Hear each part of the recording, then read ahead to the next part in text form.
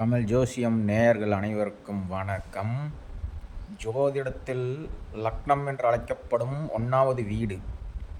இந்த 1வது வீடு தான் ஒரு தனி மனுஷனோட ஆளுமை, சுயம், ஒட்டுமொத்த தோற்றத்தையும் பார்த்திங்கன்னா நமக்கு தெரியப்படுத்தும். இது ஒரு தனிநபரோட உடல் குணம் எல்லாத்தையுமே பார்த்திங்கன்னா இந்த லக்கணத்தை வச்சு தான் முடிவு பண்ணுவாங்க.